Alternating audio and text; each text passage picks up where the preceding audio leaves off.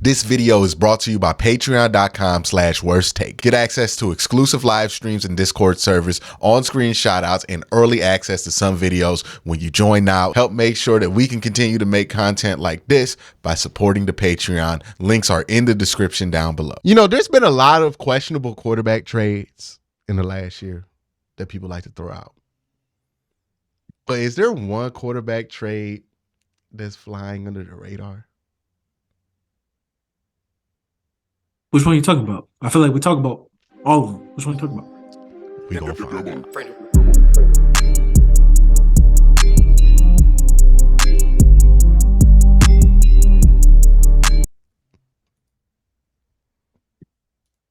out. In 2006, he was there for a while. The 49ers, 2016, Colin Kaepernick was the starter, and 1 year after Cap was gone,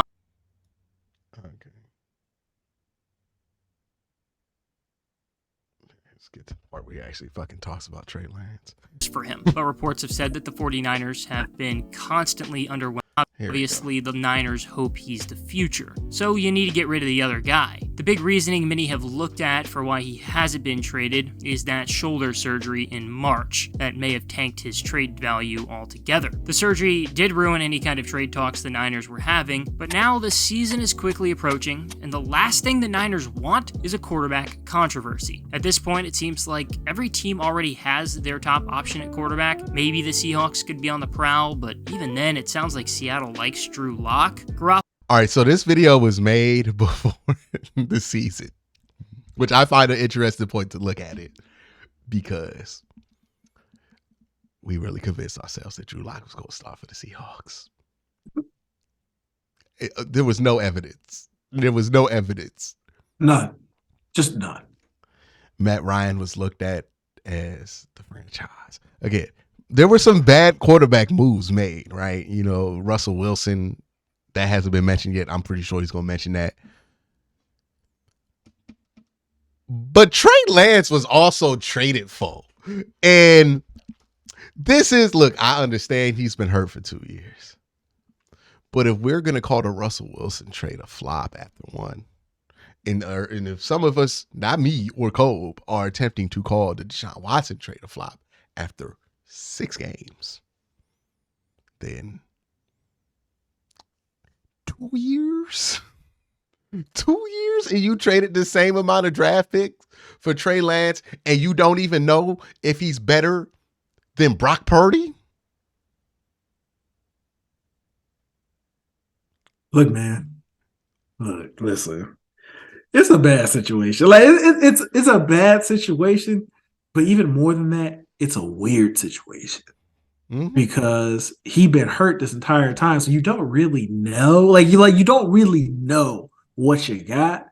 But like Brock Purdy was pretty good. Like they was winning a bunch of games with Brock Purdy starting quarterback. How many games did it take us to be like, hey, Brock Purdy might be something? It took us like 2 games. Like two. Okay. How many games did Trey Lance played? Dog, I don't even know. He's played like 5. Oh. I've never heard anybody get excited about Trey Lance like they did about Brock Purdy in Kyle Shanahan's system. I'm just saying. It feels like that was a big L that the San Francisco 49ers took. It have never gotten close to the heat that they should over. Now, again, I get why you would make that trade. I get why you would make any trade for a quarterback, right? Because the ideal is, well, if it works out, you have a franchise quarterback. One of the hardest things to get in the NFL. You got to make those trades. So I'm not going to fault a team for swinging and missing, but we're going to fault the Denver Broncos. We're going to fault every other team that made a quarterback trade. Kyle kind of got to get those fingers pointed at him too.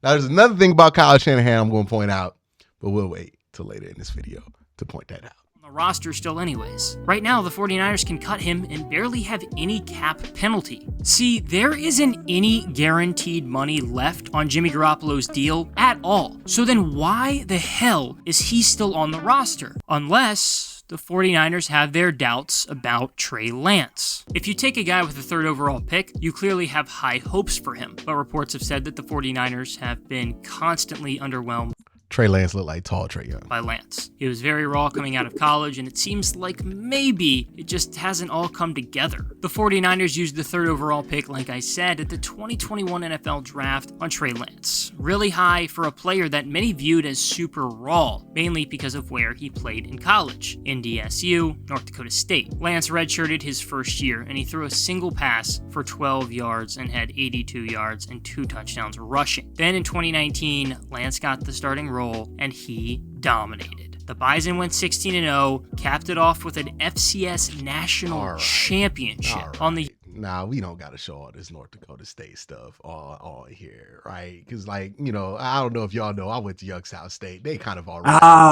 There it is. They used to smoke us all the time. Now, look, that doesn't preclude... I was the biggest Well, I'm not the biggest Carson Wentz fan anymore, but I was big on Carson Wentz coming out because I saw what he did against us. It was incredible what he was doing against us. I was in college while that happened. I watched that. I remember watching him in a sling throw a ball like 55 yards. It was crazy. Trey Lance is really good. And look, the reality when they talk about these dudes coming out of North Dakota State, it's going to take them a while to get here.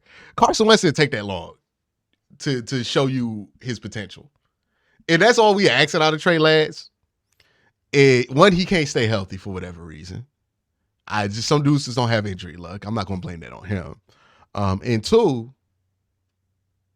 like, even when he's been out there, it's not been anything where you gotten excited about. It's been like, hey, man, let's wait to see what the young dude develops into. And I don't know. That music sounds real familiar to me. It sounds real familiar to me, which sounds like music of a quarterback who's not going to pan out. Do you think this is do you think I'm wrong about Trey Lance? Do you think this is going to be a video that people going to bring up and make fun of me when Trey Lance throws for 3,000 or 4,000 yards this year? My thing is, like, I don't know, because he hasn't played enough for me to even really have like a strong opinion either way of how he's going to pan out or not. Dog, I just need you to be able to get on the field first and foremost. Like that is where all of my attention is right now. Are you going to actually be able to play? Well, and 2, with Brock Purdy playing as well as he did last year, is he even going to get that chance to play now? That's my thing. It's like, why are we trying to see we may have a quarterback that might be better than Brock, or do we just play the quarterback that we know can do the job and we can win games with? It's like a JT Daniels versus a Stetson Bennett situation, where you could understand why you would go with JT Daniels over Stetson Bennett. But Stetson playing good right now. You know what I mean? So, also, the coach is Kyle Shanahan. And I don't think people point this out enough. The Shanahan system and Kyle Shanahan, really good with quarterbacks of a certain echelon. Higher than that or more capable than that, he starts to struggle. Why is that, right? Because there's an actual football reason to this. Those systems rely heavily on being on time more than being right about what you're seeing. There's a certain type of quarterback that could thrive being on time. We've seen Jacoby Brissett do it to some extent. We've seen him do it with, what's his name? Brian Hoyer, a bunch of dudes you can name, right? That can be on time.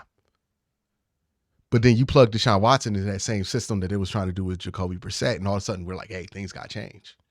Because Deshaun Watson's not going to be on time as much as he's going to be right about what he's seeing. But if the offense is built about being on time versus being exceptional as an actual quarterback, then the offense is going to break down. My question is, maybe Trey Lance isn't that bad. Maybe Trey Lance is actually good. Maybe he's too good for the offense that he has right now.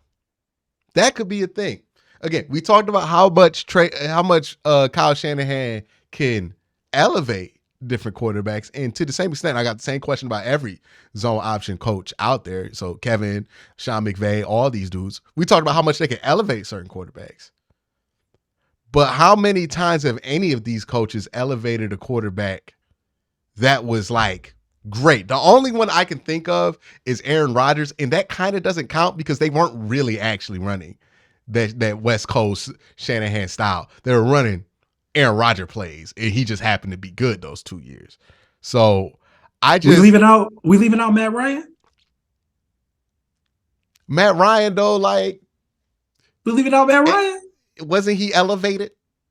Like, is he not that different than Kirk Cousins? I feel like we're being a little disrespectful. I feel like it's the same like Matt Ryan, Matt Stafford, same career. Except for Matt Stafford won a championship at the end of his. But like, it's not that different to me. You think it's that different? I don't think he's that different from Matt. I think Matt's better. Matt Stafford. I think they're pretty easy to confuse, yes. But I think in the conversation we're having, we're not talking about any of those dudes as elite quarterbacks. No. Like, ever really. Like, even when Matt Ryan won the MVP, it was kind of like a year where nobody wanted to give it to Tom Brady.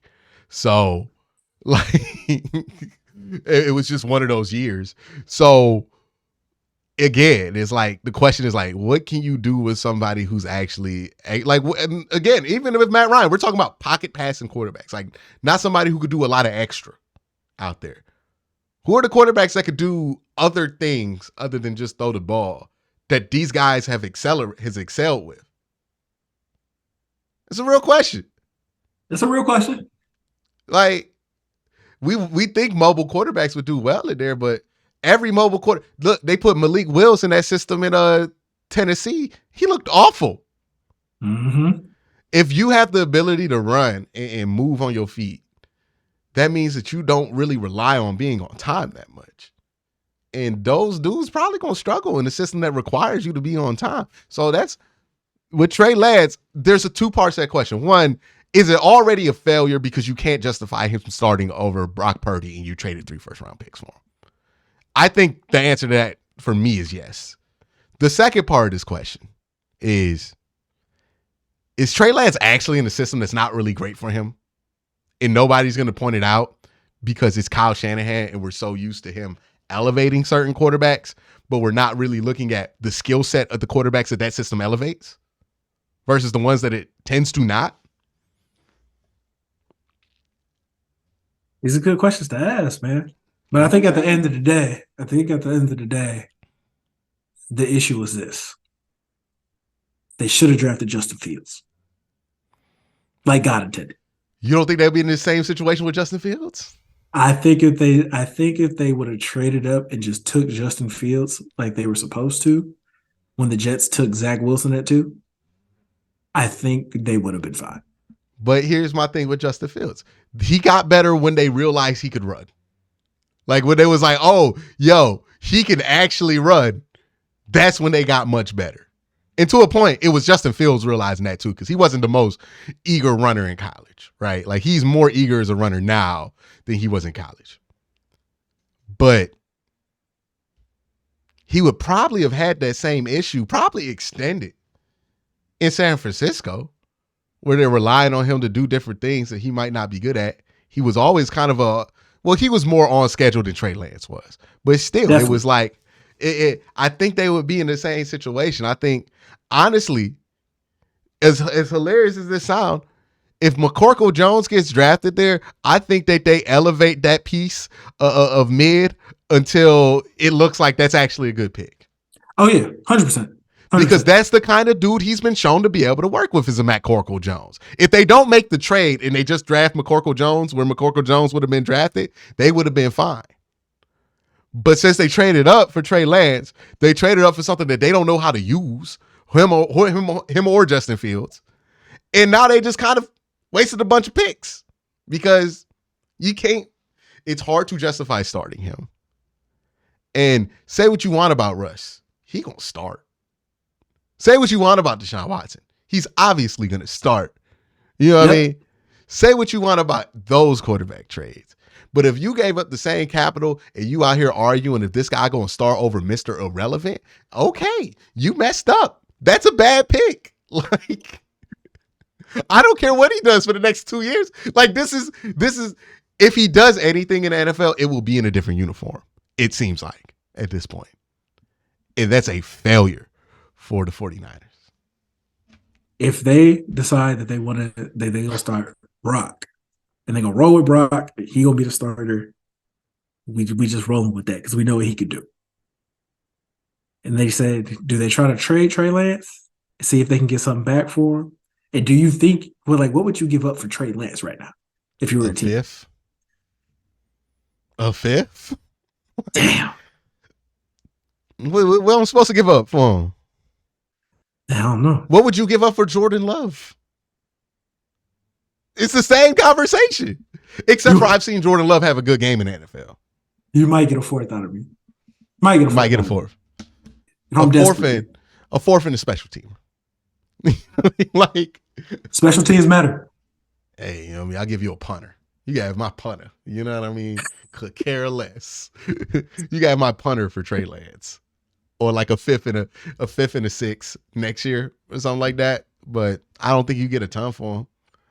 So either you have this dude just kind of just sitting there, which they'll probably do, is have him just be the backup to Brock Purdy, or you put him ahead of Brock Purdy, and the whole state of San Francisco, city of San Francisco, just turns on him. Because what are they supposed to do if Trey Lance just come out here and not play good, and then they got Brock Purdy on the bench, and they saw Brock Purdy play very good? Like, you got to let Brock Purdy play himself out the starting position before you put Trey Lance in there. So you can't start him. You can't start him because you can't. Like, and didn't Brock Purdy win a playoff game? Didn't he win a playoff game last year? Yeah, he beat the Cowboys. Yeah. If Trey Lance goes out there and he's anything less than Brock Purdy was, and Brock Purdy did play good last year, they're going to boo this man off the field. Oh, absolutely. Absolutely. And you paid 3 first-round picks in the third for that. Nobody talks about it. Everybody talk about Russ, and I understand why. 3 first-round picks in the third for a dude who, when we have to look up highlights, we have to go all the way to Fargo, North Dakota to figure out any highlights of this man on the football field in the last 3 years. 3 first-round picks for a guy who can't beat out a 7th-round quarterback. Not just not beat out. Clearly could not beat out. Like, clearly.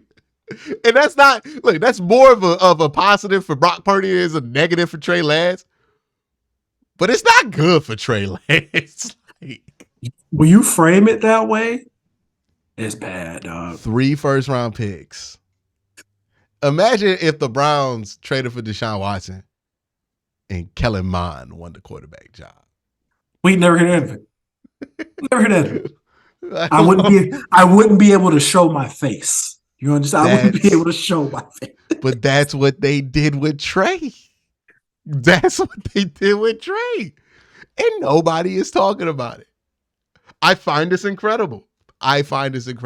Like, for every Russ, I'd be like, yo, Trey Lance is right there. Nobody. Well, you know, he could be all right. There's not really a path for him to be all right now. Like, he's missed his window. Last year was the window for him to get in there and play. And even then, they lacked so much confidence in him, Colb, that they re-signed Jimmy Garoppolo after being tired of him. They walked Jimmy Garoppolo off like it was senior night in high school at the end of last year. And then brought him back because they was like, well, we can't trust the youngster 3 weeks into camp. These things aren't telling me that he's going to be good. Like, at least not in this system. Nothing is pointing in the right direction for him. Hey, man. 3 first-round picks for a guy you can't play. It's not good. Nobody is talking about this. Like, Ruskell, I rest my case. Let me know. Do y'all think this is the worst quarterback trade in the last couple of years, or do you still think it's Russ? Let me know in the comment section down below. I'm pretty sure somebody's gonna be like, well, it's the money. Russ at least doing his job. Okay? Like, he's not doing it well. He's not doing it well, but he's there. You know what I mean? He's playing. There's the ideal that he could turn it around at any moment. You don't even know if Trey Lance is going to get the opportunity to play, let alone play good. Like, who's better? Who's better at their job? The dude that show up and is bad at it, or the dude that always no call, no show? That's a tough one. That's tough. That's a tough one for real. Because at least I can do something with the dude that's there. I can't do nothing with the dude that ain't gonna be there. Like that's the way I see it. But let me know what y'all think.